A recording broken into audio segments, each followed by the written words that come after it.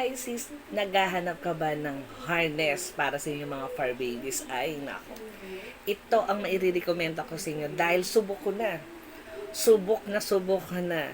Dahil first time ng mga fur babies ko na sumali sa isang fun run. So, ito ang binili ko para sa kanila. Ayan. So, ito, para sa akin boys. So, dito kasi may lock na siya. Double na yan.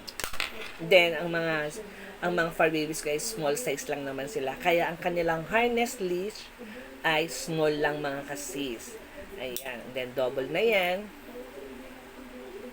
So, adjustable pa to. And then, syempre may kasama na yung ganito. Yan. So, ito naman kasi meron na, hindi ko lang na ano. Andun siya. Then, ito naman sa aking girl. So, parehas talaga sila. Ganyan yung mga kasis. Oo.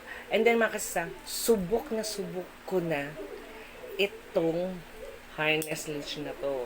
Dahil nagamit ko na at ginamit na ng mga fur babies ko. And then to be, matibay siya mga kasis. Yun ang hinahanap ko. Kung naghahanap kayo ng matibay na harness para sa inyong fur babies, ito yon.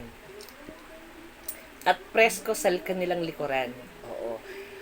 Ganito ang hinahanap ko na yung at least yung sa harap safe, and then sa likod at least hindi masyadong masikip, madali lang siyang ikabit, and then kasi yung mga dalawa kong small dog ay makapal ang balahibo, as in talagang ganito lang yung sa likuran nila. So maganda. Ay nako mga kasis, nasa yellow basket na yan, i-click mo na yan dahil alam ko kailangan to ng mga fur babies mo.